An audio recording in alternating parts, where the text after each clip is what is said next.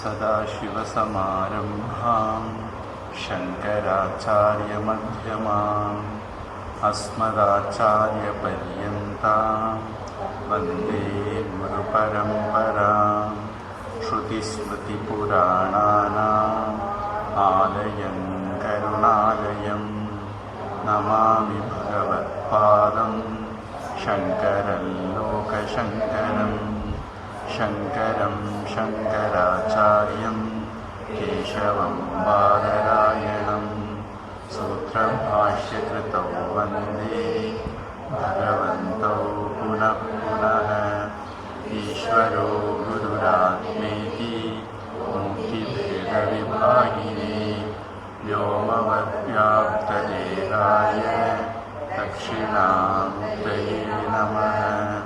ऋकारस्तु अन्धकारो वै ऋकारस्तन्निवर्तकः अन्धकारनिरोधित्वात् गुरु इत्यभिधीयते। हरि ओम्।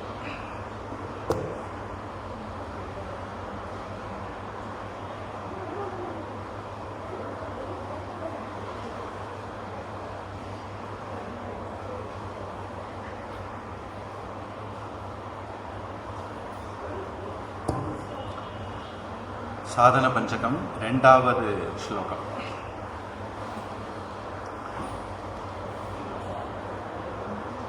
சங்கசத்சு விதீயதாம் பகவதோ பக்திர்திருடாதீயதாம் சாந்த்யாதிः பரிச்சீயதாம் दृढतरं कर्मासु सन्त्यज्यताम् सद्विद्वानुपसृप्यताम् प्रतिदिनं तत्पादुका सेव्यताम्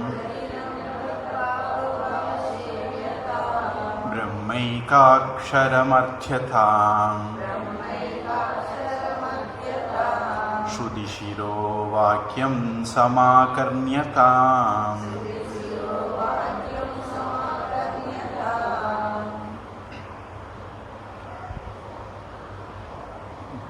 வேதோ நித்தியம் அதீயதாம்.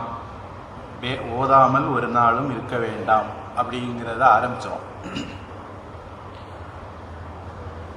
ஒருவேளை அதில் யாராவது கோட்டை விட்டிருந்தால் அல்லது ஒருவேளை யாருக்காவது அதுக்கான வாய்ப்பு வசதிகள் கிடைக்காம இருந்தால் ரெண்டாவது வாய்ப்பு சத் சங்கம். இப்போ நம்ம அது சம்பந்தமாக பார்த்துட்டோம். அதாவது நமக்கு வேதம் படிச்சிருந்தால், முறைப்படி படிச்சிருந்தால் அதுலேயே எல்லாம் வந்துட போகுது. நம்ம எந்த ஆசிரமத்தில் இருக்கிறோம், எந்த வர்ணத்தில் இருக்கிறோம், நாம் என்ன பண்ணணும், எல்லா டீட்டெயிலும் அதில் வந்துடும். ஒருவேளை அதை தவற விட்டிருந்தால் ரெண்டாவது நம்ம அது கிடைக்கக்கூடிய வாய்ப்பு என்னென்னா இந்த சத் சங்கம். அதை பற்றி நாம் 2-3 வகுப்பை பார்த்துட்ருக்குறோம். போன வகுப்பு முழுக்கவே கேள்வி பதில் வகுப்பாக போச்சது. பழையபடியும் சத் சங்கத்துக்கு வருவோம். மலைய மாருத கந்தேன து இந்தனம் சந்தனாயதே. மலைய மாருதம்னா மலைய காற்று. பொதுவாக இந்த மேற்கு தொடர்ச்சி மலை அதை மலைய மவுண்டன் அப்படின்னு சொல்லுவாங்க. அதிலிருந்து மலபார் வந்ததா அப்படிங்கிற ஆராய்ச்சிக்குரிய விஷயம். அந்த மேற்கு தொடர்ச்சி மலையிலிருந்து வீசக்கூடிய காற்றுக்கு மலைய மாருத்தம் அப்படின்னு பேர். மாருதி ஆஞ்சநேயர் நமக்கு தெரியும், அதனால மலைய மாருத்தம் அப்படின்னு பேர். அந்த காற்று வீசிச்சதுன்னா அந்த காற்றில் இருக்கக்கூடிய மற்ற மரங்கள் எல்லாம், மற்ற மரங்கள்னால் நம்ம விறகுக்கு எரிக்க பயன்படக்கூடிய மரங்கள் எல்லாம் சந்தனமாக மாறிடுவான். அது ஒரு நம்பிக்கை. நமக்கு இதிலிருந்து இன்னொரு விஷயம் நாம் யூகிக்கலாம். அந்த காலத்தில் இந்த மேற்கு தொடர்ச்சி மலையில் நிறைய சந்தன மரங்கள் இருந்திருக்கணும் இந்த ஸ்லோகம் எழுதின காலத்தில் அப்படின்னு நம்ம யூகிக்கலாம். இப்போ மேற்கு தொடர்ச்சி மலையை கல்வெட்டி குருசாமிகளெல்லாம் சேர்ந்து கரைச்சிக்கிட்டு இருக்காங்க இந்திய அரசாங்கம் மேற்கு தொடர்ச்சி மலையை பாதுகாக்கப்பட்ட பகுதியாக அறிவிச்சிருக்கு. ஏன்னா இங்கே நிறைய தாவரங்கள் இருக்குது, உயிரிகள் இருக்குது. அதனால இந்த இதில் வந்து எதுவும் கட்டடங்கள் எல்லாம் கட்டக்கூடாது, ப்ரொடெக்டட் சோன்னு அறிவிச்சிருக்கு. ஆனாலும் நம்ம அரசியல்வாதிகள் எப்படிப்பட்ட ஆட்கள் பதவியில் இருந்துக்கிட்டு கரைச்சிக்கிட்டு இருக்காங்க. கேரளா விழிஞ்சம் போட்டுக்கு போன கல்லெல்லாம் இங்கே இருந்து கன்னியாகுமரி மாவட்டத்தில் தான் போச்சுது. கன்னியாகுமரி மாவட்டத்துக்காக தான் அது பெருமையாக சிறுமையாக நீங்கள் முடிவு பண்ணுங்க அப்படி நடந்திருக்குன்னு சொல்லுவாங்க. அந்த மேற்கு தொடர்ச்சி மலையில் சந்தன மரங்கள் அதான் அந்த காற்றுனால வருது அப்படின்னு. இல்லை இன்னொரு விதம் நம்ம பார்த்தோம்னா சந்தன மரங்கள் கடந்து இந்த காற்று வரும்போது மற்ற மரங்களையும் கடந்து வரும்போது ஏதோ அந்த மரத்துலேருந்து சந்தன வாசனை வந்தது மாதிரி நமக்கு தோணும். அப்படியும் காரணம் இருக்கலாம். அடுத்து அது மாதிரி ததா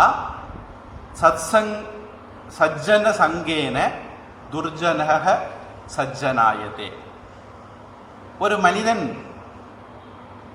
ஒருவேளை பிறவியில சுபாவத்தில் அவனுக்கு பூர்வ ஜென்ம புண்ணியம் எல்லாம் இல்லாமல் மோசமான பிறவி எடுத்திருந்தாலும் அதுக்கு பிறகு அவன் நல்லவர்களுடைய தொடர்புக்கு வரும்போது அவன் நல்லவனாக மாறுவான் அப்படின்னு சொல்லுது. சத்சங்கத்தினால ஒருவன் நல்லவனாக மாறுவான்.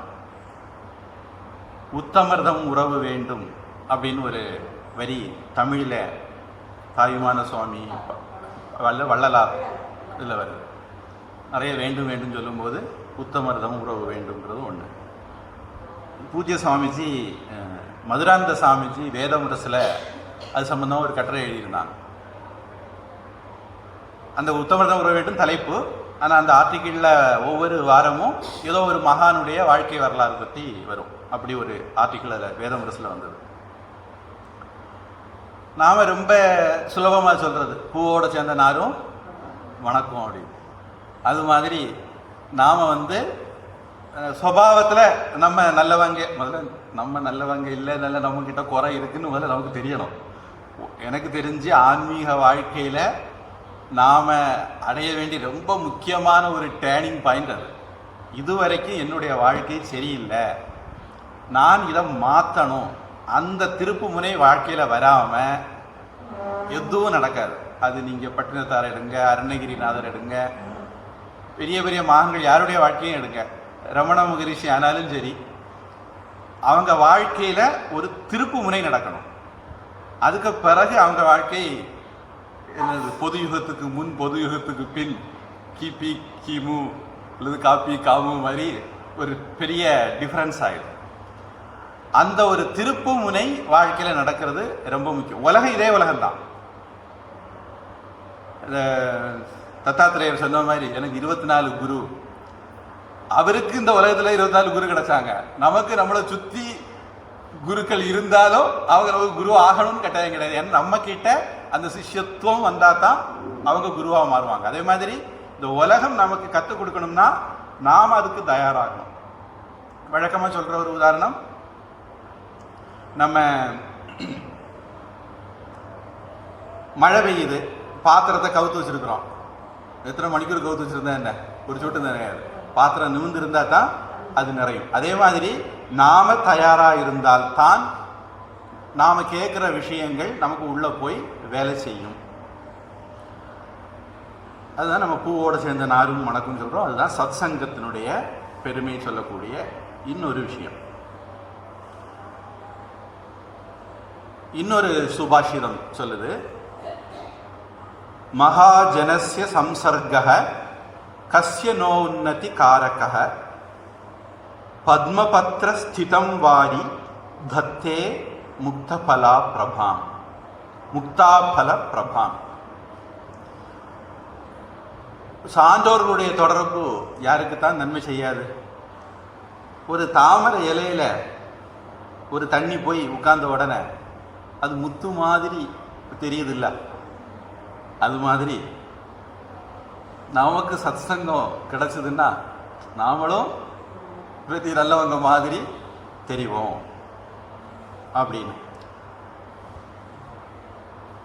திருக்குறள் அல்லது ஔவையார் சான்றோர் கேண்மை அப்படின்னு பேசும்போது நட்பாம் கிழமை தரும் அப்படின்னு ஒரு வரி வரும். ஔவையாரோ திருவள்ளுவரோ. அதனால நாம் யாரு கூட சேர்றோமோ அதுக்கேற்றது மாதிரி நம்முடைய சுபாவங்கள் மாறும். பொதுவாக நம்ம வீடுகளில் நமக்கு ரொம்ப பழக்கமான என்னென்னா, யாம் பிள்ளை நல்லவன் தான், அந்த வீட்டு பிள்ளையோட சேர்ந்தா கெட்டு போகிற. என்ன ஒரே ஒரு விஷயம், அந்த வீட்டு அம்மாவும் அதைத்தான் சொன்னாங்க.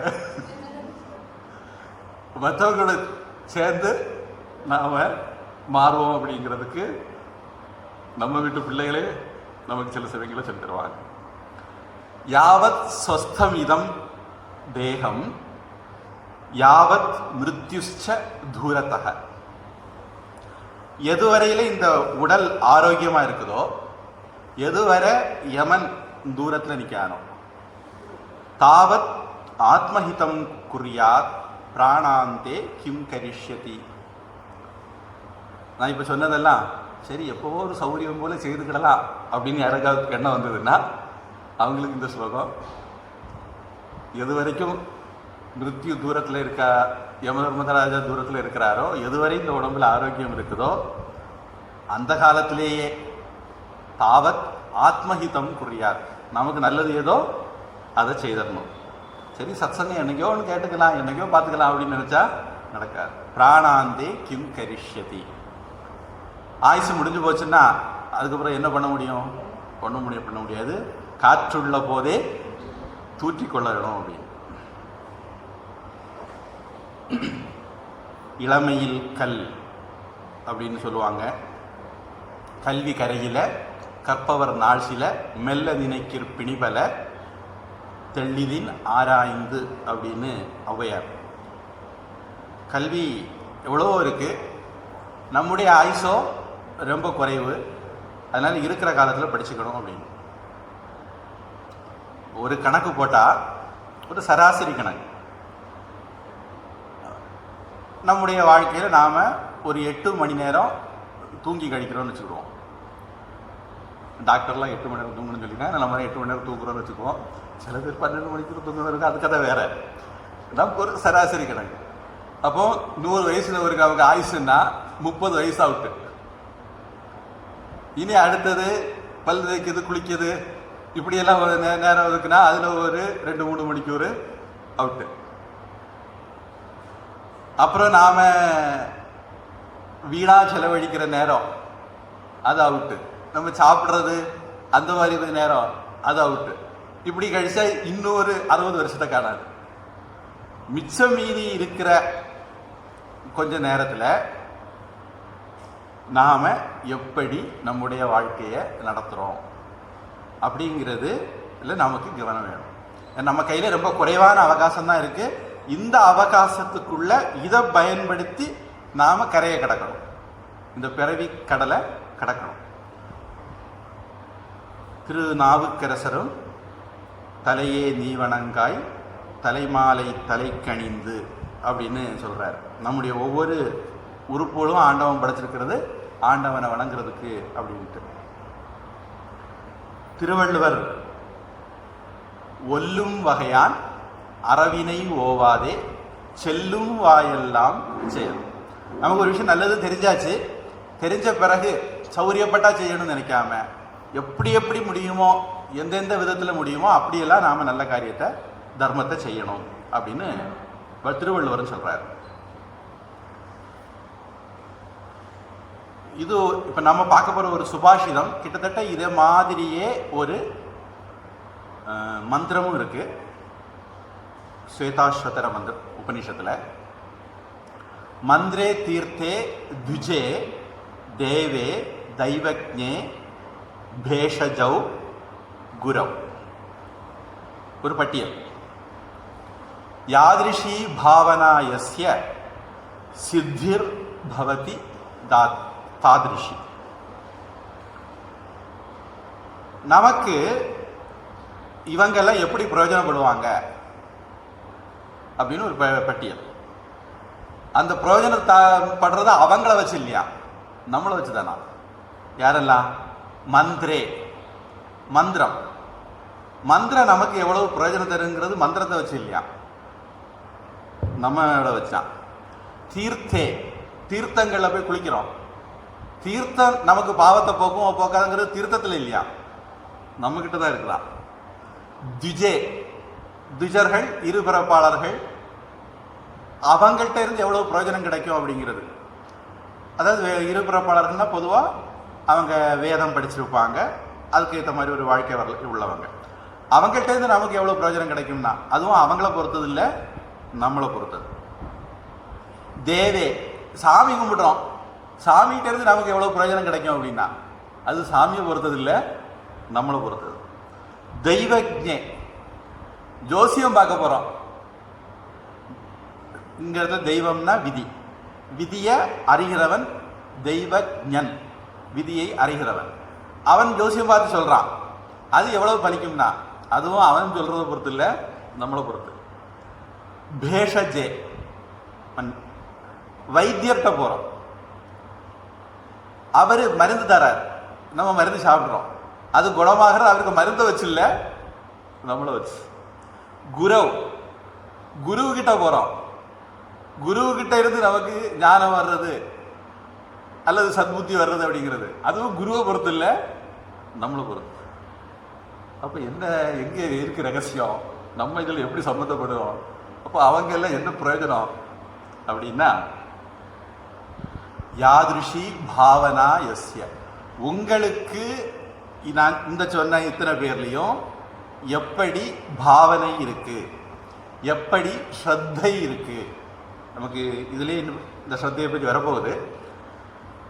நம்முடைய ஸ்ரத்தை தான் இதுல முக்கியமான பிளேயர், முக்கியமான கீ, முக்கியமான தந்திரம்.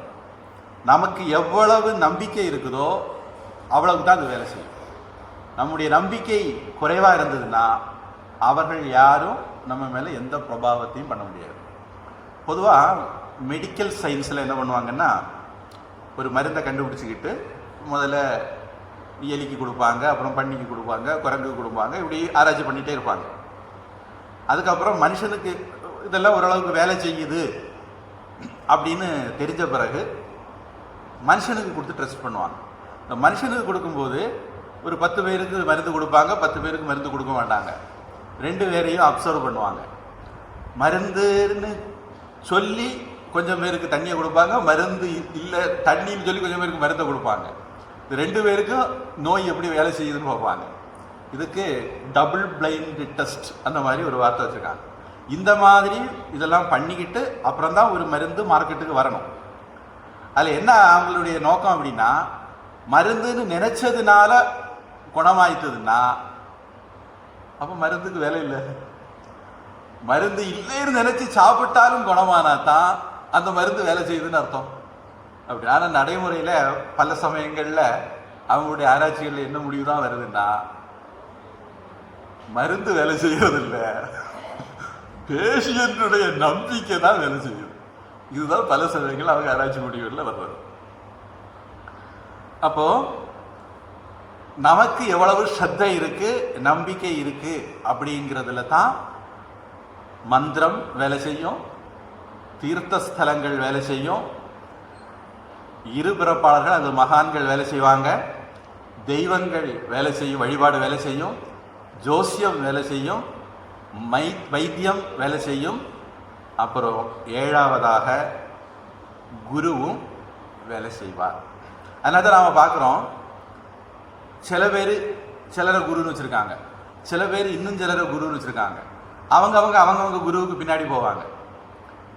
ஏன்னா இவங்களுக்கு எந்த குருட்ட நம்பிக்கை இருக்கோ அந்த குரு அவங்களுக்கு வேலை செய்யும், எந்த குருட்ட நம்பிக்கை இல்லையோ அந்த குரு இவங்களுக்கு வேலை செய்யாது. அப்போ ஸ்ரத்தை அப்படிங்கிறது ரொம்ப முக்கியமானது. ஷமாதி ஷட்க சம்பத்தின்னு நாம் சொல்றதுல குரு வேதாந்த வாக்கியேஷு ஸ்ரத்தா அப்படிங்கிறது ஒரு முக்கியமான இது. அப்போ நம்முடைய ஸ்ரத்தை அப்படிங்கிறத நாம எவ்வளவுக்கு எவ்வளவு வளர்த்த முடியுமோ அவ்வளவுக்கு எவ்வளவு வளர்த்தணும். அதுவும் ரொம்ப முக்கியமான பங்கு நம்முடைய ஆன்மீக வாழ்க்கையில். நமக்கு நம்பிக்கையில் கொஞ்சம் குறைவு இருந்ததுன்னா, நம்முடைய குரு எல்லாருக்கும் பொருந்தும். மந்திரத்திலிருந்தே போவோமே, வரிசையிலே போவேன். முதல்ல எனக்கு நமசிவாய மந்திரம் இருக்கு, அந்த ஆளுக்கு ஓம் நமோ நாராயணா கொடுத்துருக்கு. பொதுவாக சில சம்பிரதாயங்களில் நம்ம மந்திர தீட்சை வாங்குறோம்னா குரு நம்முடைய பிரகிருதிக்கு ஏற்றது மாதிரி ஏதாவது மந்திரம் தருவார், அல்லது நாம் கேட்கறதுக்கு ஏற்ற மாதிரி மந்திரம் தருவாங்க. அப்போ ஒவ்வொருத்தருக்கும் ஒவ்வொரு மந்திரம் போகும். சில சம்பிரதாயங்கள் அப்படி இல்லை, எல்லாருக்கும் ஒரே மந்திரம் தான். அப்போ எனக்கு மந்திரத்தில் 5 எழுத்துன்னு இருக்கு, அந்த ஆளுக்கு மந்திரத்தில் 8 எழுத்து இருக்க, இப்படின்னெல்லாம் நமக்கு கிளம்பும். அப்போ அந்த ஸ்ரத்தை சரியில்லை அப்படின்னு அர்த்தம். அதனால நம்முடைய ஸ்ரத்தை கொஞ்சம் கூட எந்த விஷயங்கள் நடந்தாலும் நம்முடைய உறுதியை அசைக்கக்கூடியதாக இருக்கக்கூடாது.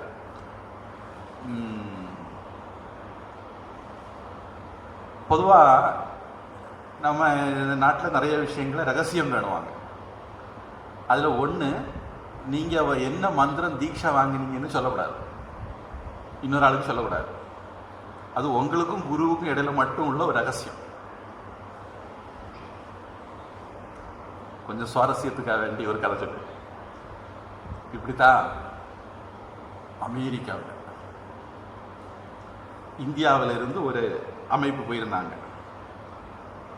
அவங்க அங்கே பிரபலம் ஆகிட்டு வராங்க. அப்போ அதில் அமெரிக்கன் ஒரு ஆள் அதில் எதேச்சியாக சேர்ந்துட்டார். ஏதோ பூர்வஜன்ம புண்ணியம் அதில் சேர்ந்து அவர் மந்திர தீட்சை வாங்கினார். இப்போ தினமும் இவர் காலையில் குரு இயக்கத்தில் சொன்னது மாதிரி அவர் உட்கார்ந்து அந்த மந்திரத்தை ஜபம் பண்ணுவார். இவருடைய வீட்டம்மா கொஞ்ச நாள் கவனிச்சாங்க. கவனித்த உடனே ஒரு நாள், இது என்ன நீங்கள் இப்போ கொஞ்ச நாளா முன்ன மாதிரி இல்லையே, தினமும் காலையில் இப்படி உட்காந்துக்கிட்டு என்னவோ பண்ணிட்டு இருக்கீங்க, என்ன வாங்க அப்படின்னு. அது நான் இப்படி பேருக்கு ஒரு பிரம்ம சமாஜம்னு வச்சுக்கிடுவோம், பிரம்ம சமாஜத்தில் சேர்ந்துருக்கேன். இல்லை அதை வேண்டாம், ஹரே கிருஷ்ணா லேட்டஸ்ட் பிரம்ம சமாஜில் ஓல்டு ஹரே கிருஷ்ணாவில் சேர்ந்துருக்கேன். அங்கே எனக்கு ஒரு மந்திரம் தீட்சை தந்தாங்க, அதை ஜபம் பண்ணிட்டு இருக்கேன். மந்திரம்னா என்னது? அது ஹோலி சிலபிள் அப்படின்னு அவருக்கு தெரிஞ்ச டிரான்ஸ்லேஷன்ல சொல்லாரு. ஏன்னா அவங்களுக்கு அந்த கல்ச்சர் கிடையாது, அதெல்லாம் மந்திரம் என்ன சொல்ல புரிய வழங்காது. அது சும்மா எழுத்து, புரிதமான எழுத்து. அதுக்கு அர்த்தம் என்னது? மந்திரத்துக்கு அர்த்தம் எல்லாம் கிடையாது அப்படின்னு. ஓம் க்ளீம் க்ளீம் சொன்ன அர்த்தம் எங்க கேட்குது? அர்த்தம் கிடையாது. அடுத்தது, பைசா தான் கொடுத்தீங்களா? ஆமாம், ஒரு மந்திரத்துக்கு 1 லட்சம் ரூபா. அந்த மந்திரம் என்னன்னு எனக்கு சொல்லுங்க. அது யாருக்கும் சொல்லப்படாதுன்னு என்கிட்ட சத்திய பிரமாணம் வாங்கியிருக்காங்க. இதெல்லாம் கொண்டாடி பார்த்தா, நான் இத்தனை வருஷம் உங்களோட குடும்பம் நடத்து என்கிட்டயே சொல்லப்படாதா? 1 லட்சம் ரூபா கொடுத்து ஒரு மந்திரத்தை தீட்சை வாங்கிட்டு வந்திருக்கியா? நீ ஆச்சு, உன் குடும்பம் ஆச்சு. பெட்டை கட்டிட்டு கிளம்பிட்டான். அந்த இந்த ஆளு கண்ணப்ப நாயனாருக்கு கூட 6 நாள் ஆச்சா அனுகிரகம் கிடைக்குது. எனக்கு நான் மந்திரம் சொல்ல தொடங்கி 2-3 நாள் தானே ஆகுது, உடனே மந்திரம் பலிச்சுட்டுதே அப்படின்னாரா? மீதி உங்க யூகத்துக்கு அது மாதிரி ஸ்ரத்தை அப்படிங்கிறது இதுல எல்லாம் ரொம்ப முக்கியம். அசாரே கலு சம்சாரே சாரம் ஏதத் சதுஷ்டயம். இந்த நிலையில்லாத உலகத்துல 4 விஷயத்துல தான் சாரம் இருக்கு. காஷி வாசக, சதாம் சங்க, கங்கா அம்பக, சிவ பூஜனம். நீங்க எந்த சாமி கும்பிடுறீங்களோ அந்த சாமி பேரை கடைசியில் போட்டுங்க. இது சிவன் இருக்கு, சிவன் கடவுள்னு மட்டும் அர்த்தம். காஷி வாசக, காசியில் வசிக்கிறது. சதாம் சங்கக, சாதுக்களுடைய தொடர்பு, சத் சங்கம். கங்கா அம்பக, கங்கை நீர்ல குளிக்கிறது. சிவ பூஜனம், கடவுள் வழிபாடு. நம்ம சைவ சித்தாந்தி இல்லாதனால நமக்கு சிவன்கிற வார்த்தைக்கு கடவுள்னு அர்த்தம். இந்த நாளும் தான் இந்த உலகத்தில் சாரமானது, நாம் இந்த நாளையும் தவற விடக்கூடாது, செய்யணும் அப்படின்னு இந்த ஸ்லோகம் சொல்லுது. இதுலேயும் 4 விஷயத்தில் ஒன்றா வர்றது சத் சங்கம். சத் சங்கத்துக்கு அவ்வளவு பெருமை இருக்கு. ஆனால் இது எல்லாத்துலேயும் ரொம்ப முக்கியமானது அப்படிங்கிறது ஸ்ரத்தை அப்படிங்கிறது தான். அதனால தான் கிருஷ்ணன் 4வது அத்தியாயம் 39, 40வது ஸ்லோகங்களில் ஸ்ரத்தாவான் லபதே ஞானம் தத்பர சம்யதேந்திரிய ஞானம் லப்த்வா பராம் சாந்தி நச்சிரேணாதிகச்சதி, நினைக்கிறோம் அச்சிரேணாதிகச்சதி. யாருக்கு ஸ்ரத்தை இருக்கோ அவன்தான் ஞானத்தை அடைவான். நமக்கு நிம்மதிக்கு வழி என்னன்னா ஞானம். இதுதான் சாஸ்திரங்கள் சொல்லக்கூடிய இது. மீதியெல்லாம் நமக்கு ஞானத்தை அடைகிறதுக்கு இப்போ இந்த மாதிரி உட்கார்றதுக்கு ஒரு பொறுமை வேணும், ஒரு மனப்பாங்கு வேணும். எல்லாராலையும் இப்படி உட்கார முடியாது. அந்த தன்மையை கொடுக்கறதுக்கு உட்கார்ந்து ஒரு விஷயத்தை கருத்தூண்டி கேட்கக்கூடிய மைண்ட் செட்டை தரதுக்கு தான் நாம் பூஜை பண்ணுறது, சாமி கும்பிடுறது, கர்மயோகம் பண்ணுறது, பக்தி யோகம் பண்ணுறது எல்லாமே. இதெல்லாமே நமக்கு சாதனங்கள். இதை பகிரங்க சாதனம், அந்தரங்க சாதனம் இப்படியெல்லாம் நம்ம பிரிப்போம். இல்லை கர்மயோகம் முதல்ல நமக்கு பொதுவாக விருப்பு வெறுப்புகள் இருக்கும். எந்த ஒரு காரியத்தை செய்ய நமக்கு பிடிச்சதுன்னா செய்வோம், பிடிக்கலைன்னா செய்ய மாட்டோம். நமக்கு பிரயோஜனம் இருந்தால் செய்வோம், பிரயோஜனம் இல்லைன்னா செய்ய மாட்டோம். நமக்கு சந்தோஷம் தந்தா செய்வோம், நமக்கு சந்தோஷம் தரலைன்னா செய்ய மாட்டோம். இப்படி இருக்கும். அதுலேருந்து நாம் வெளியே வர்றதுக்காக வேண்டி கர்மயோகம் அப்படின்னு பெரியவங்க ஏற்படுத்தியிருக்காங்க. உன்னுடைய கடமை அதனால செய், சாஸ்திரம் சொல்லுது அதனால செய் அப்படின்னு செய்ய வைக்கிறோம். அப்படி செய்து வரக்கூடிய நமக்கு நம்ம விருப்பு வெறுப்பில் நம்ம வெளியே வர, அப்படி வெளியே வந்த பிறகு நமக்கு மனசு குவியணும், மனசு சஞ்சலப்படும், தசதைக்கு திரிஞ்சுக்கிட்டு இருக்கும். அதுல இருந்து நம்மளை சரி பண்ணி கொண்டு வர்றதுக்கு நமக்கு உபாசனை, கடவுள் வழிபாடு, ஜபம், தியானம் இதெல்லாம் பெரியவங்க ஏற்படுத்தினாங்க. அந்த ரெண்டும் நமக்கு கைகூடி வந்த பிறகு, அதாவது கர்ம யோகத்தினால சித்த சுத்தி ஏற்பட்டு உபாசனையினால சித்த ஏகாக்கிரதையும் ஏற்பட்டா அடுத்த கட்டம் தான் இது வேலை செய்யும். அதுக்கு முன்னாடி இது வேலை செய்யாது. அப்பந்தான் நமக்கு ஒரு கிளாஸ்ல உட்கார்ந்தா அவங்க சொல்றத தொடர்ந்து கவனிக்க முடியும், உட்காரவும் முடியும். அதுக்கப்புறம் அது மூலமாக நமக்கு ஞானம் கிடைச்சி அந்த ஞானம் நமக்கு நிம்மதியை கொடுக்கும். பொதுவாக ஞானம் நிம்மதியை கொடுக்கறதுல நம்ம வீட்டில் மரக்கறி வெட்ட கத்தி இருக்குன்னு வச்சுக்கோங்க. சிலர் வீட்டு கத்தி அப்படி அப்படி வச்சா போதும், நல்லா வெட்டிடும். சிலர் வீட்டு கத்தி அப்படி இருக்காது. ஆனால் நம்ம கத்தி இப்படித்தான் வெட்டுது நமக்கு தெரியும். ஆனால் நம்ம வீட்டு கத்தி நமக்கு எப்பவுமே உயர்ந்தது தான். ஏன்னா நம்ம அதுக்கு பழகிட்டோம். வண்டி வச்சிருக்கோம், நம்ம வண்டி ஹாலை தவிர மீதி எல்லாம் சத்த போடும்.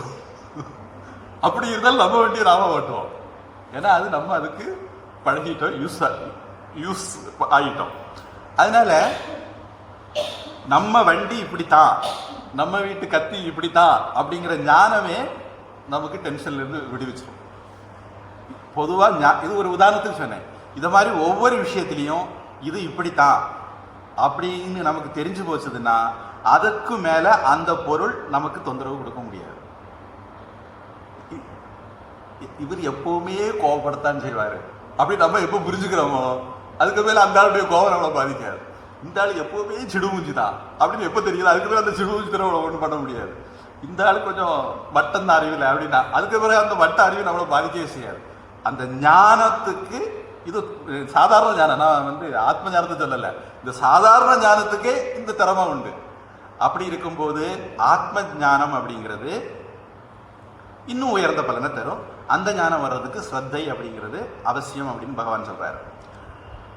அடுத்த ஸ்லோகத்திலேயே ஒருவேளை அதில் இல்லாட்டால் அப்படின்ட்டு அஜ்ஞஸ்ச அஸ்ரத்ததானஸ்ச சம்சயாத்மா வினஷ்யதி. அறியாமையில ஞானம் இல்லாமல் இருக்கிறவன், ஸ்ரத்தை இல்லாமல் இருக்கிறவன், சந்தேகம் உள்ளவன், அவன் உருப்படுறதுக்கு வாய்ப்பே இல்லை. அறியாமையில் இருக்கிறவன், ஸ்ரத்தை இல்லாமல் இருக்கிறவன் சந்தேகம் உள்ளவன், அவன் உருப்படுறதுக்கு வாய்ப்பே இல்லை. அப்படி சொல்லி முடிச்சிருந்தா பரவாயில்ல. கிருஷ்ணன் சொல்றாரு, ந அயம் லோகோஸ்தி ந பரக ந சுகம் சம்சயாத்மனக. எவனுக்கு சந்தேகம் இருக்கோ,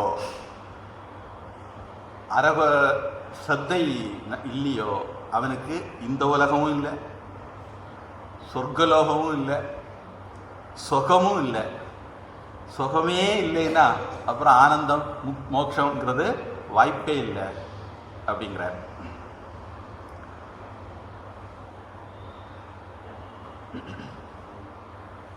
அதனால சத் சங்கம் அப்படிங்கிறதுல நம்முடைய ஸ்ரத்தை அப்படிங்கிறது ரொம்ப முக்கியமானது.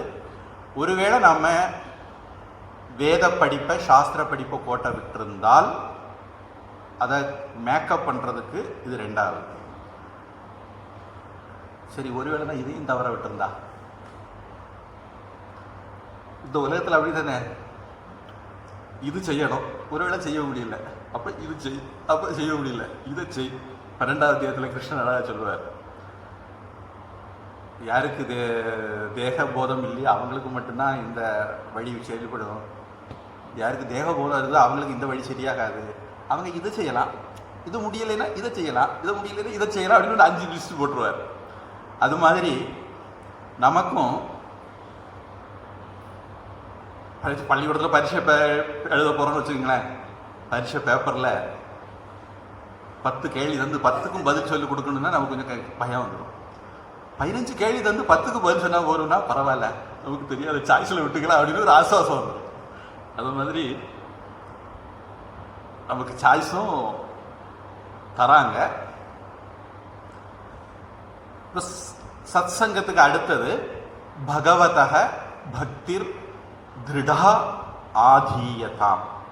2வது ஸ்லோகத்தில் முதல் வரியில் பாதத்தில் 2வது பகுதி, பகவான் கிட்ட நமக்கு உறுதியான பக்தி வேணும் அப்படின்னு சொல்றார்.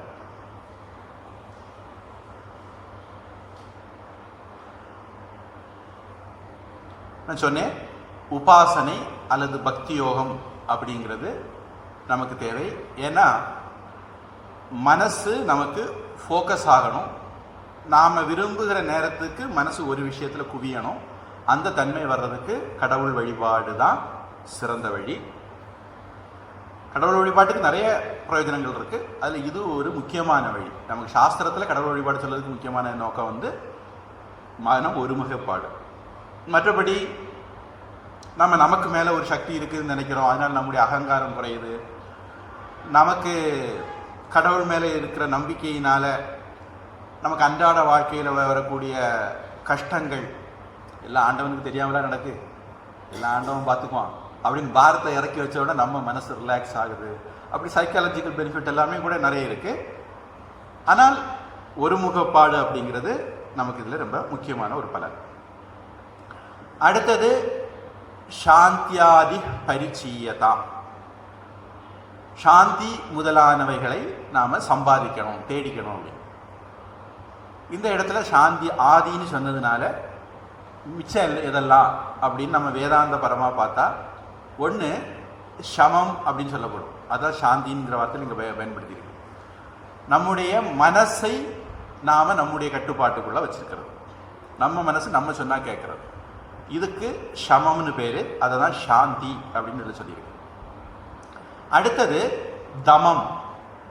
அது என்ன அப்படின்னா, நம்முடைய இந்திரியங்களை நாம சொல்லுபடி கேட்க வைக்கணும். உதாரணத்துக்கு நமக்கு நாக்கு சில விஷயங்களை கேட்கும். ஒருவேளை நமக்கு இல்லாட்டாலும் நம்ம பேர பிள்ளைகிட்ட பார்த்தா தெரியும், அல்லது பிள்ளைகிட்ட பார்த்தா தெரியும், குர்குரே வேணும், அது என்னது நூடுல்ஸ் வேணும், லேஸ் வேணும் அப்படின்னு அது இருந்தால் தான் சாப்பிடுவாங்க, அதை மட்டும்தான் சாப்பிடுவாங்க. ஆரோக்கியமான ஒன்றும் அவங்களுக்கு வேண்டாம். அப்போது அந்த நாக்குக்கு நாம் அடிமையாக இருக்கிறது உதாரணம். இதை மாதிரி சில பேருக்கு அந்த டிவி சீரியல் பார்க்கலைன்னா தூக்கம் வராது. என்னாச்சோ போன வாரம் கழுத்துல கயிறை போட்டுக்கிட்டு இருந்தாலே கழுத்தை போட்டாளா இல்லை கொடுத்தாளா அப்படிங்கிற மாதிரி அவங்க தூக்குற தொங்கலாம் இல்லை நம்ம தூக்குற டென்ஷன் நமக்கு வந்துடும். இப்படி கண்ணு காது மூக்கு இப்படி ஒவ்வொன்றுக்கும் நாம அடிமையா இருப்போம். அதுல நமக்கு ஒரு கட்டுப்பாடு வேணும். ஒவ்வொரு இந்திரியங்களுக்கு அடிமைப்பட்டு உலகத்துல ஒவ்வொரு உயிர்கள் அவங்களுடைய வாழ்க்கையே தொலைச்சிருது அப்படின்ட்டு ஒரு ஸ்லோகம் இருக்கு. விவேக சூடாமணியில ஆதிசங்கரர் இதை பத்தி சொல்லுவாருன்னு நினைக்கிறேன். இப்ப விட்டில் பூச்சி எடுத்துக்கங்க. நாம ராத்திரி தீ போட்டோம் அப்படின்னா இந்த விட்டில் பூச்சிகளெல்லாம் அப்படியே வந்து தீல சாரி சாரியா விழும். கண்ணு அப்படிங்கிற ஒரு புலன், அந்த புலன்ல வெளிச்சம் அப்படிங்கிற இதுக்கு பார்த்த உடனே அந்த வெளிச்சத்துக்கு அது அடிமைப்பட்டு தீல வந்து விழுது, கருகி போகுது. கண்ணுங்கிற ஒரு புலனுக்கு அடிமைப்பட்டதுனால விட்டில் பூச்சி தன்னுடைய வாழ்நாளை இழந்துடும். மானை பிடிக்கிறதுக்கு மேளம் எல்லாம் முழக்குவாங்களாம். மான் உடனே அந்த சத்தத்துல அப்படியே மயங்கி மருண்டு போய் நிக்குமா, அந்த நேரத்தில் அதை பிடிச்சிருவாங்களாம். காதுங்கிற ஒரு புலனுக்கு அடிமையானதுனால மான் தன்னுடைய வாழ்க்கையை இழந்துடும். தூண்டில்ல புழுவை கொறுத்து போடுவாங்க. அந்த தூண்டில் புழுவுக்காக வேண்டி மீன் வந்து கடிச்சு, மீன் தன்னுடைய நாக்குங்கிற ஒரு புலனுக்காக வேண்டி அது தன்னுடைய வாழ்நாள இழந்துருது.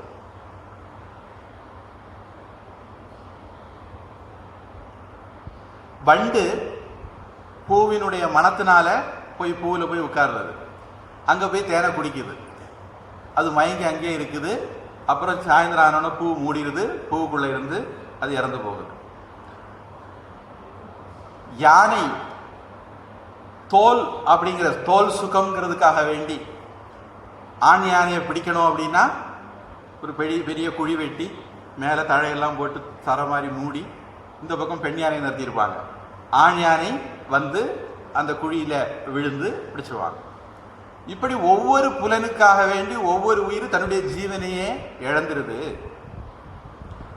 அதனால நம்முடைய இந்திரியங்கள்ல நமக்கு அடக்கம் இருக்கணும். அது தமம் அப்படின்னு பேர்.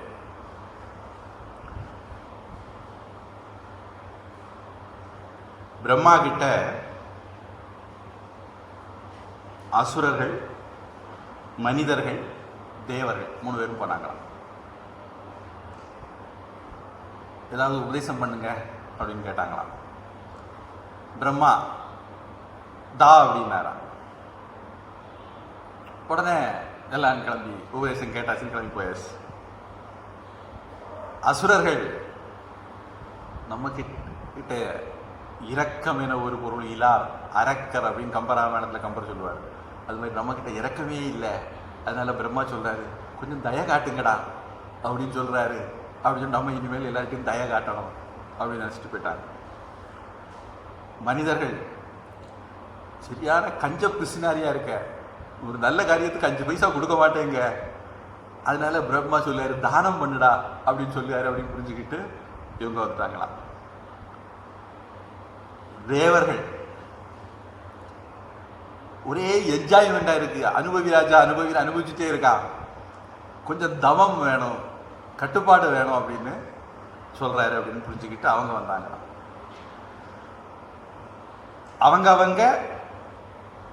அவங்க பின்னணிக்கு தகுந்தது மாதிரி, பக்குவத்துக்கு தகுந்த மாதிரி தான் விஷயங்களை புரிஞ்சுக்குவாங்க அப்படிங்கிறது அதுக்குள்ள இருக்கு. அதனால நம்ம எடுத்துக்கிட்ட விஷயம் தமம், சமம், தமம். அடுத்தது திதிக்ஷா, பொறுத்துக்கிறது. பொறுத்துக்கிறதுன்னு சொன்னா ஒருவேளை அதில் ஒரு சின்ன குழப்பம் வரும். அதனால ஏத்துக்கிறது அப்படின்னு நான் மொழிபெயர்க்கிறேன். விவேகானந்த சாமி சொல்றாரு, டாலரன்ஸ் இல்லை அக்செப்டன்ஸ் அப்படின்னு விவேகானந்த சாமி சொல்லுவார். அதாவது 2 ரூபாய் பல்ல கடிச்சுக்கிட்டு எனக்கு வந்து தலையெழுத்துக்கு நான் என்ன செய்யுது, இப்படி வந்து எனக்கு வாழ்க்கை ஆகுது அப்படின்னு சொன்னா அது டாலரன்ஸ், பொறுத்துக்கிறது. இது அப்படி இல்லையா? என்னுடைய கர்ம விலை தீருது இவங்க மூலமா, எனக்கு பாவத்தில் கொஞ்சம் கழிஞ்சது, அதனால அப்படின்னு சொல்லி ஏத்துக்கிறது. அதுக்கு வந்து திதிக்ஷான் பேர். இதையும் விவேக சூடாமணியில சங்கரர் அழகா சொல்வார். கீதையில 2வது அத்தியாயம் 13வது ஸ்லோகம் வருது. மாத்ரா ஸ்பர்ஷாஸ்து கௌந்தேய சீதோஷ்ண சுக துக்கதாக ஆகம ஆபாயினோ அனித்யாக தான் திதிக்ஷஸ்வ பாரத. சகனம் சர்வ துக்கானா, நமக்கு வரக்கூடிய கஷ்டங்களை சகிச்சுக்கிறது. எப்படி சகிச்சுக்கிறது? சிந்தா விலாப ரஹிதம். ஐயோ எனக்கு வந்து பாவத்துக்கு நான் என்ன செய்வேன் அப்படிலாம் கவலைப்படாம சிந்தா விலாப ரஹிதம் சகனம் சர்வ துக்கானா. அடுத்தது அப்பிரதீகார பூர்வகம். எனக்கு இப்படி செய்திட்டியா, இது உனக்கு நேரம், நாளைக்கு ஏன் நேரம் வரும், அப்ப நான் என்ன பண்ணுவேன் பாரு. பதிலுக்கு பழிக்கு பழி செய்வேங்கிற எண்ணம் இல்லாம, பழிக்கு பழி செய்வேங்கிற எண்ணம் இல்லாம, முணுமுணுப்பு இல்லாம சுவீகாரம் பண்றது. அதுக்கு அப்ப அதுக்கு நம்ம தமிழ்ல அழகா ஒரு எளிமையான வார்த்தை ஏத்துக்கிறது. அது திதிக்ஷா.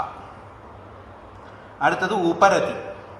இந்த உபரதிங்கிறதுக்கு வேற வேற நூல்கள்ல வேற வேற மாதிரி அர்த்தம் சொல்லியிருக்காங்க. இப்போ உங்களுக்கு ஏற்ற மாதிரி உள்ள அர்த்தத்தை நம்ம பார்ப்போம். அதாவது ரதி அப்படின்னா அனுபவிக்கிறது.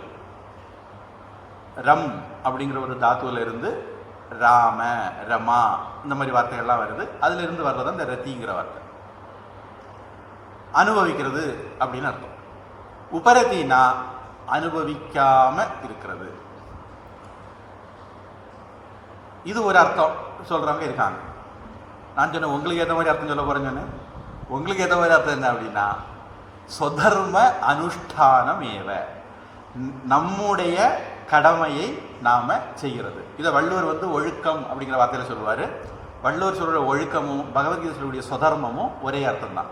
அதாவது நான் ஆண், நான் பெண், நான் என்ன செய்யணும், நான் வந்து இல்லறத்தான், நான் சன்னியாசி, நான் பிரம்மச்சாரி, அந்த ஆசிரமப்படி நான் என்ன செய்யணும், நான் எந்த வர்ணம் அந்த வர்ணத்துக்கு நான் என்ன பண்ணணும், இப்படி நம்முடைய ஆசிரம வர்ண பால் இந்த மாதிரி விஷயங்களுக்கு ஏற்றது மாதிரி நான் என்ன செய்யணும்னு சாஸ்திரங்கள் விதிச்சிருக்கோ அதை நான் செய்கிறது அப்படிங்கிறது உபரதி. அடுத்தது ஸ்ரத்தா. இது நான் கொஞ்சம் முன்னாடி சொன்னதுதான். குரு வேதாந்த வாக்கியேஷு ஸ்ரத்தா. குரு சொல்றதுலையும் சாஸ்திரம் சொல்றதுலையும் நம்பிக்கை வைக்கிறது. இப்ப சாஸ்திரம் என்ன சொல்லுது, நீயும் இந்த உலகமும் கடவுளும் வேற இல்லை அப்படின்னு சொல்லுது. ஆனா நம்மளால ஏத்துக்கிட முடியாது. தெளிவா தெரியுது, நான் வேற, இந்த சேரு வேற, பெஞ்சு வேற, எல்லாம் நமக்கு தெளிவா தெரியுது வேற வேற வேற வேற. அப்படி இருக்கும்போது சாஸ்திரத்தை ஏத்துக்கிறது நமக்கு ரொம்ப கஷ்டம். அதனால சாஸ்திரம் சொல்றத எப்படி சரியா இருக்குன்னு ஆராய்ச்சி பண்ணலாம், தப்பு இல்லை. ஆனா சாஸ்திரம் பாவம் தெரியாம சொல்லுது அப்படின்னு நினைச்சா போச்சு. அந்த சாஸ்திரம் சொல்றதுல நம்பிக்கை வச்சு இது எப்படி சரியா இருக்குன்னு ஆராய்ச்சி பண்ணி அதை கண்டுபிடிக்கணும். அதுக்கு ஸ்ரத்தைன்னு. ஸ்ரத்தைனா கண்மூடித்தனமான நம்பிக்கையும் இல்லை, சாஸ்திரத்தை சொல்லியாச்சு சரிதான் அப்படிங்கிற மாதிரியும் இல்லை. நம்ம மனசாட்சிக்கு நம்முடைய அறிவுக்கு ஒத்து வரும்போது நம்ம ஏத்துக்கிட்டா போறோம். ஆனால் பெனிஃபிட் ஆஃப் டவுட்டை சாஸ்திரத்தை கொடுக்கணும். பெரியவங்க சொல்லியிருக்காங்க, அது ஏதோ ஒரு காரணம் இருக்கும், அது என்னன்னு நம்ம கண்டுபிடிப்போம் அப்படின்னு நினைக்கிறதுக்கு ஸ்ரத்தைன்னு பேர். அப்போ குருவுக்கிட்டையும் சாஸ்திரத்துக்கிட்டையும் அப்படி நம்பிக்கை வைக்கிறது. இதெல்லாம் வந்த பிறகு திருடத்தரம் கர்ம ஆசு சந்தியஜதா. ஆசு அப்படின்னா உடனே, சீக்கிரமா.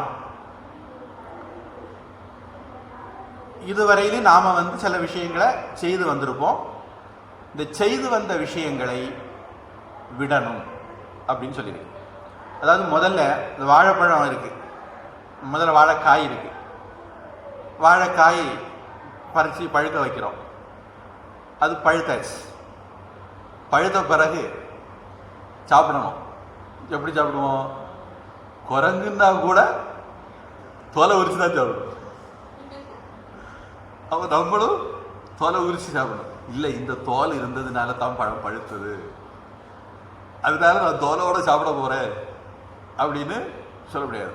அது மாதிரி கர்மம், உபாசனை, பக்தி இதெல்லாம் நம்மளை பழுக்க வைக்கிறதுக்காக வேண்டி சாஸ்திரம் தந்தது.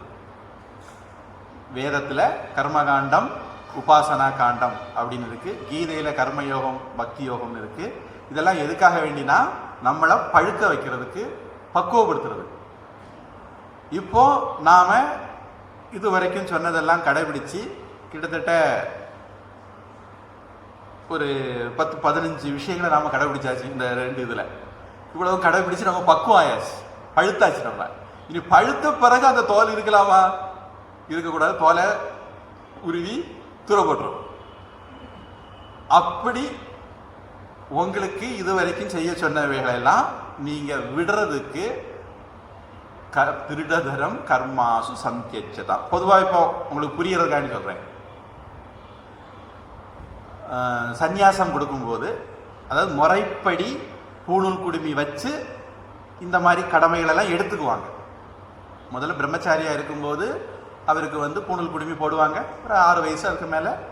அப்படி போடும்போது அவருக்கு நீ வேதம் படிக்கணும், தினமும் காலையில் சந்தியாவந்தனம், காலையில் மத்தியானம் சாயந்தரம் 3 வேளை சந்தியாவந்தனம் பண்ணணும், காலையிலையும் சாயந்தரம் சமிதாதானம் பண்ணணும்.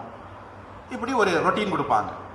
அதுக்கு அடுத்தது அவங்க படித்து முடித்து கல்யாணம் பண்ண பிறகு டெய்லி காலையிலையும் சாயந்தரம் அக்னிஹோத்திரம் பண்ணு, சாதுர்மாசியம் பண்ணு, அப்படின்னு இன்னும் நிறைய கடமைகளை கொடுப்பாங்க.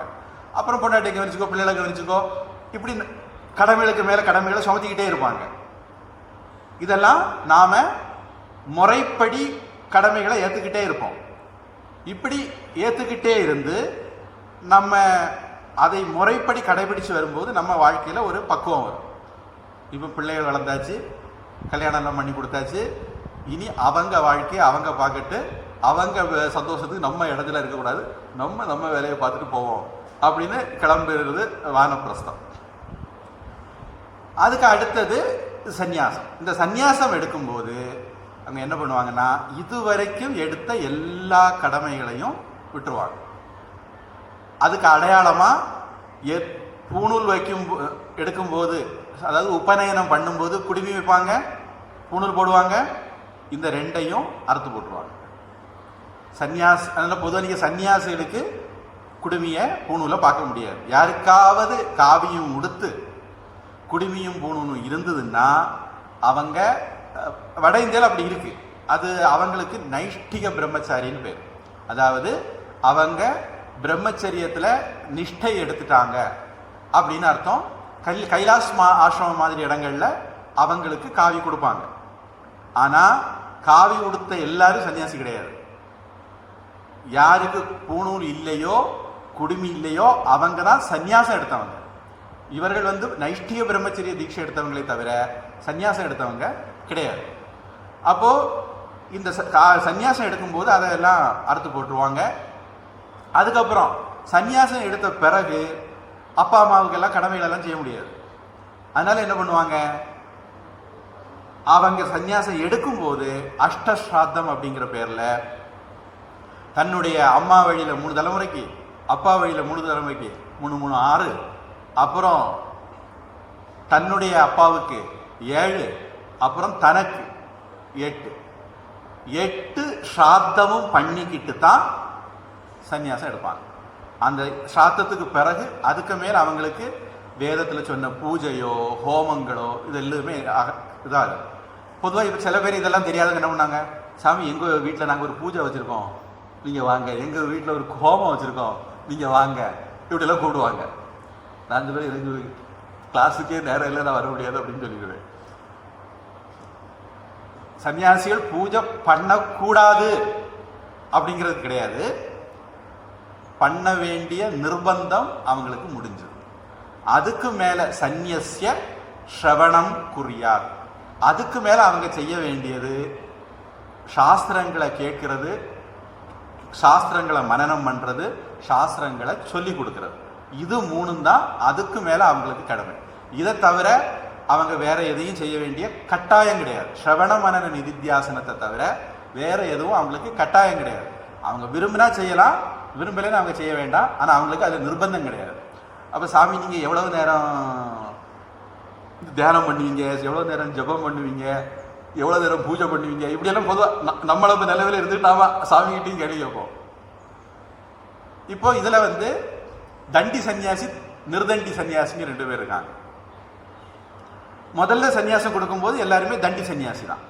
அதாவது அவங்களுக்குன்னு சில கடமைகள் கொடுத்துருக்கும், சன்னியாசிகளுக்குன்னு கொஞ்சம் கடமைகள் கொடுத்துருக்கும். அது அந்த தண்டம் குறிக்குது. உதாரணத்துக்கு உங்களுக்கு புரிய மாதிரி சொல்ல வந்து இப்போ காஞ்சி சங்கராச்சாரிய சுவாமி மாதிரிப்பட்டவங்க, சங்கராச்சாரிய பீட்டத்தில் இருக்கிறவங்க எல்லாம் அவங்களாம் எப்போ அந்த தண்டத்தை கொண்டே போவாங்க, அது தரையில் வைக்க மாட்டாங்க, அதுக்கு பூஜை பண்ணுவாங்க. அவங்களுக்கு நிறைய நியமனிஷ்டம் உண்டு. இனி காஞ்சி ஜெயேந்திர சாமி, சந்திரசேகரன் சாமி எல்லாம் போகும்போது கூட ஒட்டகம், யானை எல்லாத்தையும் கொண்டு போவாங்கன்னு கேள்விப்பட்டிருக்கேன். அது ஒரு பெரிய பரிவாரத்தோட போகணும், ஏன்னா அவங்க அதுக்கெல்லாம் பூஜை பண்ணணும், அதெல்லாம் அவங்க முறைகள். ஆனால் நிருதண்டி சன்னியாசிகள் என்ன பண்ணுவாங்கன்னா இந்த தண்டத்தையும் தியாகம் பண்ணிடுவாங்க. இவங்களுக்கு அவங்க ஒரு இடத்துல தங்கணுங்கிற நியமமும் கிடையாது. இப்போ மடத்தில் உள்ள சுவாமிகள் அப்படி இல்லை, அந்த மடத்தில் தங்கணும் அல்லது இந்த இடத்துல தான் போகணும், இன்னார்கிட்ட தான் சாப்பாடு வாங்கணும், அப்படிலாம் அவங்களுக்கு ரூல்ஸ் உண்டு. ஆனால் இந்த தண்டத்தையும் விட்டவங்களுக்கு அவன் எங்கேயும் போய் கிடக்கட்டும், எங்கேயும் போய் கை நீட்டி வாங்கி சாப்பிடட்டும், அவனுக்கு எந்த ரூல்ஸும் கிடையாது. அதுதான் நிருதண்டி சன்னியாசிகளுடைய இது. அப்போ அவங்க வந்து கைவல்ய நவநீதத்தில் வரும் இருக்கு, பேய் போல் திரிந்து பிணம் போல், இல்லை பட்டினத்தார்னு நினைக்கிறேன், பிணம் போல் பேய் போல் திரிந்து பிணம் போல் அருந்தி, அந்த மாதிரி ஒரு பாடல் பட்டினத்தாருக்கு வரும். இவங்க நிருதண்டி சன்னியாசியோட நிலைமை அது. அவங்களுக்கு எந்த விதமான ரூல்ஸ் ரெகுலேஷன் கிடையாது.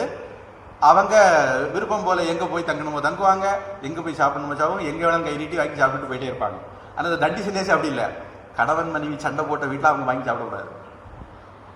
தண்டி சன்னியாசி கணவன் மனைவி ஒற்றுமையாக இருக்க வீட்டில் தான் போய் வாங்கி சாப்பிடலாம் தண்டி சன்னியாசிகள். நிர்தண்டி சன்னியாசிகளுக்கு அது ஒன்றும் கிடையாது, எங்கே வேணாலும் போய் வாங்கி சாப்பிட்டுக்கலாம். அப்போது இந்த மாதிரி நிறைய நுணுக்கங்கள் இருக்குது. அதுக்காக வேண்டிதான் சங்கரர் சொன்னார் முதல்லையே, வேதோ நித்தியம் அது இதெல்லாம் படித்தா நமக்கு தெரியும், அல்லது இந்த மாதிரி சத்சங்கத்துக்கு வந்தால் தான் தெரியும். ஒருவேளை இதெல்லாம் எனக்கு விட்டு போச்சு, இது எல்லாத்தையும் எனக்கு கடந்து போயிட்டேன், இன்னும் ஏதாவது ஒரு வாய்ப்பு இருக்கா? ஒரு வாய்ப்பு இருக்கு. அது சத்வித்வான் உபசிருப்பியதான் அடுத்த வார்த்தை. அதுக்கு அடுத்த வகுப்பில் பார்ப்போம். ஏதாவது கேள்வி இருந்தால் கேட்கலாம், ஏன்னா அது ஒரு பெரிய டாபிக். அடுத்தது இந்த வேதோ நித்தியம் அதீதா விட்டு சத் சங்கம் விட்டாச்சுன்னா 3வது கடைசி ஆப்ஷன் சத்வித்வான் உபசிருப்பியதான். அது நம்ம அடுத்தது பார்ப்போம். அதாவது ஒரு குருவை அடைகிறது, குருவிட்ட சரணாகதி அடைகிறது, அந்த மாதிரி விஷயங்கள் அதில் வரப்போகுது. ஏதாவது கேள்வி இருந்தால் கேட்கலாம், இல்லைன்னா வகுப்பு நிறைவு பண்ணிக்கலாம்.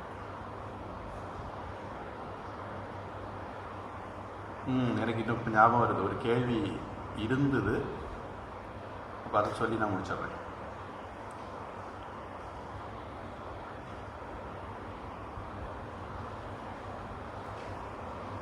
சந்தியா காலத்தில் வழிபாடு பண்ணுறது பற்றியான கேள்வி அது. ஏன் சந்தியா காலத்தில் பிரார்த்தனை பண்ணணும், அதனுடைய விசேஷம் என்ன அப்படின்னு. ஒரு இது நம்முடைய மூச்சு காற்று சில சமயங்களில் இடது மூக்கு வழியாக போகும், சில சமயங்களில் வலது மூக்கு வழியாக போகும். சில சமயங்களில் 2 மூக்குலையும் ஒரே மாதிரி போகும். நாம் இடது மூக்கு வழியாக போனால் இடா நாடி, வலது மூக்கு வழியாக போனால் பிங்கலா நாடி, சந்திர நாடி, சூரிய நாடி அப்படின்னு சொல்லுவாங்க. பல்வேறு பேர் இருந்தாலும் 2 மூக்குலையும் சமமாக போகிறதுக்கு சுழுமுனை நாடி, சுஷும்னா அப்படின்னு சொல்லுவாங்க. அந்த சுஷும்னா நாடி ஓடும்போது நாம் செய்யக்கூடிய காரியங்கள் பலிக்கும், ஜெயிக்கும், அந்த மாதிரி ஒரு சயின்ஸ் நம்ம நாட்டில் இருக்கு. ஒருத்தர் சொன்னார், அவங்க அப்பா வீட்டை விட்டு வெளியே ஒரு காரியமாக இறங்குறாருன்னா ஒரு பையை எடுத்து இப்படி கக்கத்தில் இடுக்கி விடுவாராம். பழைய காலத்தில் இது ரொம்ப காமன், நாம் பார்த்துருப்போம். அதுக்கு பின்னாடி இருக்க சயின்ஸ் நமக்கு தெரியாது. அதுக்கு பின்னாடி சயின்ஸ் என்னவானா, நீங்கள் வெத்தலை பெட்டியோ ஒரு பையையோ கொடையோ எடுத்து இப்படி இடுக்குன்னா தானாகவே உங்கள் வலது மூக்கில் காற்று ஓட ஆரம்பிச்சிடும். சூரிய நாடி ஓட ஆரம்பிச்சுன்னா நீங்கள் போகிற காரியம் ஜெயிக்கும். அப்படி ஒரு ரகசியம் அதுக்கு பின்னாடி இருக்குது அப்படின்னு சொன்னாங்க.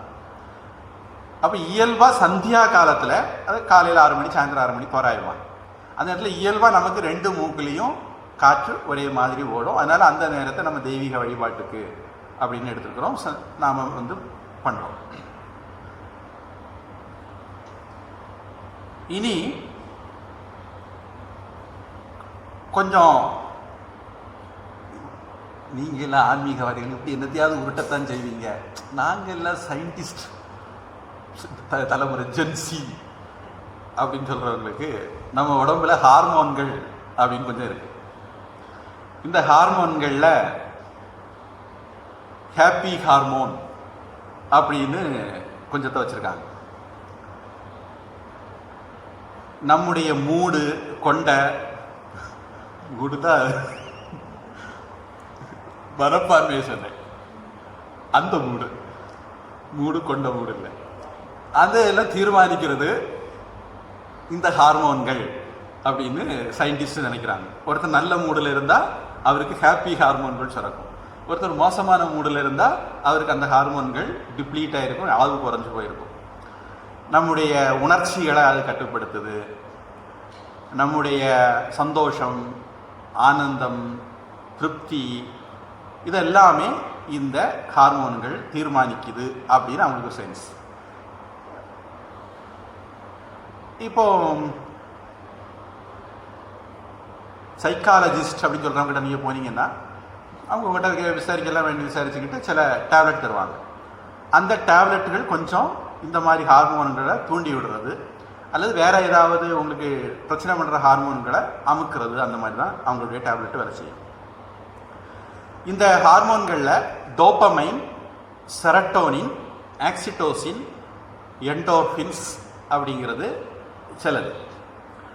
இந்த டோப்பமைன் நமக்கு நிறைய சிறந்ததுன்னா நாம் அப்படியே ஒரு பரவச நிலையில் இருப்போம். டோப்பமைன் இன்ஜெக்ஷன் போட்டால் போகிறோம், உடனே நமக்கு பரவசம் வந்துடும். பரவச நிலையில் இருந்தால் டோப்பமைன் சுரக்கும், டோப்பமைன் செலுத்தினா பரவச நிலை வந்துடும். அந்த மாதிரி உணர்ச்சியை ஃபீலிங்ஸை கொடுக்கக்கூடிய ஹார்மோனுக்கு டோப்பமைன்னு பேர். நமக்கு ஒரு மோட்டிவேஷன், அட்டென்ஷன், அப்புறம் படிக்கிறது, இதுக்கெல்லாம் ரொம்ப சப்போர்ட் பண்ணக்கூடியது இந்த டோப்பமைன் ஹார்மோன். அடுத்தது செரட்டோனின் அப்படின்னு ஒன்று. இந்த ஹார்மோன் தான் நம்முடைய மூடை ரெகுலேட் பண்ணுறது, உறக்கத்தை ரெகுலேட் பண்ணுறது, பசியை ரெகுலேட் பண்ணுறது, டைஜஷனை ரெகுலேட் பண்ணுறது, இதெல்லாம் இந்த ஹார்மோனுடைய வேலை. இது வந்து யாருக்கு போதுமான அளவு இல்லையோ அல்லது கீழ்நிலையில் இருக்குதோ, பொதுவாக அவங்க ஒரு டிப்ரெஷனில் இருப்பாங்க, பதட்டத்தில் இருப்பாங்க அப்படின்னு சயின்டிஸ்ட் சொல்கிறாங்க. அதுக்கு அடுத்தது ஆக்சிடோசின் அப்படிங்கிறது. இது வந்து நமக்கு இன்னொரு ஆள்கிட்ட பிரியம் இருக்கா இல்லையா, இன்னொரு ஆளை நம்ம ஃப்ரெண்டு பிடிக்கிறோமா இல்லையா அப்படிங்கிறது இந்த ஹார்மோன். இந்த ஹார்மோன் சுரந்ததுன்னா நமக்கு ஒரு ஆளை பார்த்த உடனே நமக்கு இந்த ஹார்மோன் சுரந்துன்னு வச்சுங்க, உடனே அந்த ஆளுக்கு மேலே நமக்கு பிரியம் வந்துடும். ஒரு ஆளை பார்க்கும்போது இந்த ஹார்மோன் சுரக்கலைன்னா அந்த அளவு பிடிக்காது.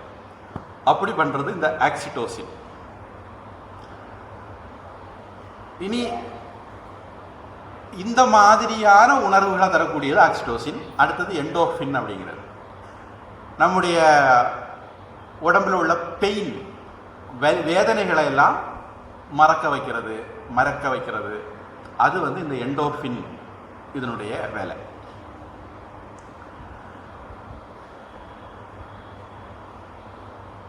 இதில் நாம் வந்து இந்த சூரிய வெளிச்சம் குறையும் போது ஒரு ஹார்மோன் தானாகவே அதனுடைய அளவு கூட ஆரம்பிக்கும். அடுத்தது சூரிய வெளிச்சம் மொத்தமும் குறையும் போது நடுராத்திரியில் உச்சத்தில் இருக்கும். திருப்பி சூரிய வெளிச்சம் வர வர வர வர அந்த ஹார்மோன் அளவு குறைஞ்சிக்கிட்டே வரும். வெளிச்சம் வந்த உடனே அதனுடைய ஹார்மோன் அளவு குறைஞ்சிடும். இதுக்கும் நம்முடைய தூங்குற பேட்டர்னுக்கும் சம்பந்தம் இருக்கு. அப்போ பொதுவா நாம இருட்ட ஆரம்பிச்சா தூங்கணும். இப்போ நீங்க உலகத்துல மீதி எல்லா உயிரிகளை பாருங்க, மரங்கள் கூட சாயந்தரம் ஆச்சுதுன்னா கொஞ்சம் கொஞ்சமா இலைகள் எல்லாம் சுருங்க ஆரம்பிச்சிடும். அதே மாதிரி பறவைகள் எல்லாம் ஒலிகள் எல்லாம் அடங்க ஆரம்பிச்சிடும். அப்புறம் காலையில ஒரு 4-5 மணிக்கு மேல அவைகள் சத்தம் போட ஆரம்பிக்கும், ஆக்டிவ் ஆக ஆரம்பிக்கும். அப்புறம் சூரிய வெளிச்சம் வந்த பிறகு உள்ள ஆக்டிவ் ஆகிடும். அவைகள் இந்த ரிதத்தை ஒட்டி பறவைகள் வேலை செய்யுது. ஆனா நாம அந்த மாதிரி வேலை செய்கிறது இல்லை. செரட்டோனின், என்னுடைய ஞாபக சக்தி சரியா இருந்தா, இந்த செரட்டோனின் தான் சூரியன் அடைஞ்ச உடனே கொஞ்சம் கொஞ்சமா அதிகரிக்கிற ஹார்மோன். அடுத்தது சூரிய வெளிச்சம் வர வர குறைகிற ஹார்மோன். அப்போ அப்படி பார்க்கும் போதும் நம்ம இயல்பாகவே இந்த மாதிரி தான் நம்முடைய உடல் டிசைன் பண்ணப்பட்டிருக்கு. அதனால நாம ஆக்டிவ் ஆன உடனே பூஜை மாதிரி காரியங்களை ஆரம்பிக்கிறோம். திருப்பி ஆக்டிவ் குறைஞ்ச உடனே நாம தூங்குறது, அந்த மாதிரி வேலைகளை பார்க்க ஆரம்பிக்கிறோம். இது ஒன்று. இன்னொன்று, நாம ராத்திரி முழுக்க ரெஸ்ட் எடுத்துருக்கிறோம். நம்முடைய தூக்கம் அப்படிங்கிறது நம்முடைய இதுவரைக்கும் உள்ள அல்லது அன்னைக்கு பகல் முழுக்க நடந்த விஷயங்களை சரி கட்டுற ஒரு வேலை நம்முடைய தூக்கம் அப்படிங்கிறது. நமக்கு வரக்கூடிய கனவுகள் அதுவும் அந்த மாதிரி வேலை. நம்ம நினைக்கிறோம் நம்ம கனவு சும்மா சம்மந்தம் இல்லாமல் வருதுன்னு நினைக்கிறோம். சயின்டிஸ்ட் சொல்றாங்க பகலை முழுக்க பல காரியங்களை செய்து உள்ளுக்குள்ள எல்லாம் செதறி கிடக்குமா. இந்த கனவு நேரத்துலலாம் எடுத்து மூளை எல்லாத்தையும் அடுக்கி வைக்குமா. அந்த அடுக்கி வைக்கிற வேலையை கனவு நேரத்தில் மூளை பண்ணுவான். அப்புறம் அடுக்கி வச்சு முடிச்ச பிறகு அது ரெஸ்ட் எடுத்துடுவான். அதனால நம்முடைய கனவுக்கு தூக்கத்துக்கு இந்த மாதிரி ஒழுங்குபடுத்தி வைக்கிற வேலை, நம்முடைய எண்ணங்களை நம்முடைய அனுபவங்களை எல்லாம் ஒழுங்குபடுத்தி வைக்கிற வேலைகளும் கனவுக்கு உண்டு அப்படின்னு சயின்டிஸ்ட் சொல்றாங்க. இப்போ இந்த ஹார்மோன்களை நாம இயற்கையிலேயே சுரக்க வைக்க முடியுமா அப்படி இருந்தால் எவ்வளோ நல்லா இருக்கும். ஊசியெல்லாம் போடாம இந்த ஹார்மோன்கள் எல்லாம் சுரக்க வச்சு நாம எப்பவுமே சந்தோஷமா இருக்கலாம். நம்ம சந்தோஷமா இருக்க மட்டும் இல்லை, நம்ம சுற்றி இருக்கிறாங்களும் சந்தோஷமா இருக்கும். அதுக்கு என்ன பண்ணலாம் அப்படின்னா, ஒன்று இயல்பா நாம சிரிச்ச முகமும் சீதேவியமா இருக்கிறது. நாம நம்முடைய உள்ளுக்குள்ள எப்படி இருந்தாலும் பரவாயில்ல, வெளியே சிரிச்ச முகமும் சீதேவியமா இருக்கிறது, அது ஒரு இது. அடுத்தது உடல் உழைப்பு. உடல் உழைப்புன்னு சொல்றது யோகாவோ அல்லது எக்ஸசைஸோ இந்த மாதிரி. பொதுவாக இந்த காலத்தில் வர வர நம்ம உடல் உழைப்பை குறைச்சிக்கிட்டே வரோம். உடல் உழைப்புங்கிறது அறிவியல் ஆரோக்கியம் சம்பந்தமாக தெரிஞ்சவங்க சொல்கிறாங்க, ஒரு மனிதன் தவிர்க்கவே முடியாது. நீங்கள் எவ்வளவு தான் சத்து மாத்திரை சாப்பிடுங்க, பாதாம் பிஸ்தா எல்லாம் சாப்பிடுங்க, உங்களுக்கு ஆரோக்கியம் வரவே வராது. உடல் உழைப்புன்னு ஒன்று இல்லாமல் நீங்கள் வெறுமனே சாப்பிட்றதுனால உங்களுடைய ஆரோக்கியத்தை மேம்படுத்தவே முடியாது அப்படின்னு சயின்டிஸ்ட் சொல்கிறாங்க. நம்ம உடம்பு அப்படி தான் டிசைன் பண்ணப்பட்டிருக்கு. அதனால் அளவாட்டு உடற்பயிற்சிகள் செய்கிறது, இதெல்லாம் அது உடற்பயிற்சியாக இருக்கலாம், இல்லை ஓட்டமாக இருக்கலாம், இல்லை டான்ஸ் இருக்கலாம். இந்த காலத்தில் கொஞ்சம் பேர் இறங்கியிருக்காங்க. எக்ஸசைஸ் எல்லாம் செய்ய சொன்னால் நீங்களாம் செய்ய மாட்டேங்கிறக்காண்டி அவங்க இப்போ எக்ஸசைஸையே டான்ஸ் ஆகிட்டாங்க. அப்படி ஒரு புது கூட்டம் கிளம்பி இருக்கு. ஒரு பக்கம் பாட்டை போட்டுக்கிட்டு கையை காலாட்டிட்டு இருக்கிறது. அப்போ எக்ஸசைஸ் ஆச்சு, டான்ஸுக்கு டான்ஸ் ஆச்சு. அப்படி அது பொதுவாக அவங்களுக்கு இயல்பாக மூடு இம்ப்ரூவ் ஆகும். அவங்க கொஞ்சம் சந்தோஷமாக இருப்பாங்க. அடுத்தது சூரிய வெளிச்சம். 10 முதல் 15 நிமிஷமாவது சூரிய வெளிச்சம் உடம்புல படுறது.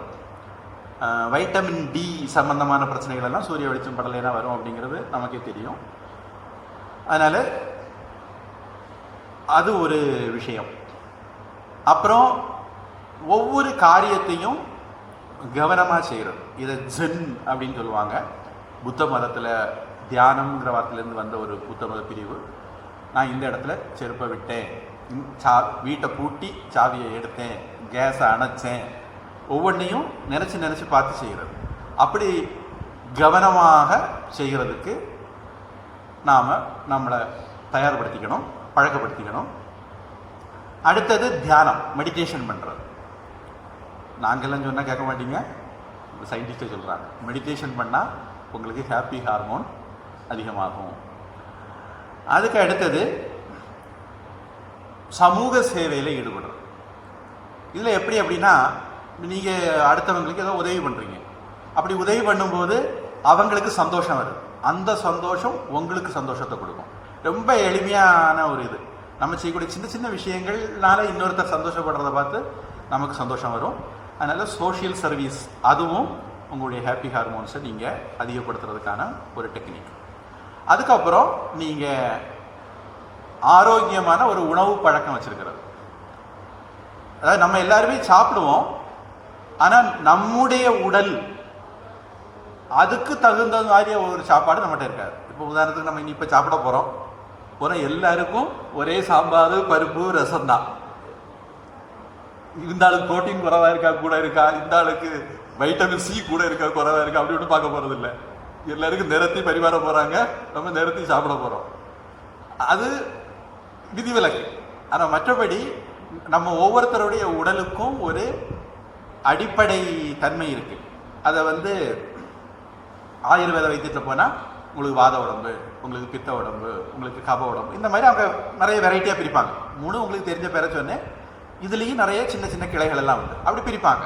அப்போ பித்த உடம்புக்காரங்க இது ஆகாது, வாத உடம்புக்காரங்க சிலருக்கு தயிர் ஆகாது, சிலருக்கு பருப்பு ஆகாது, சிலருக்கு பாயசம் ஆகாது, இப்படி இருக்கும். நம்ம உடம்பு வாக்க பொறுத்து இது வித்தியாசம் இருக்கும். அதனால நம்ம உடம்பு வாக்குக்கு தகுந்த மாதிரியான ஒரு உணவு பழக்கம் வச்சிருக்கிறது.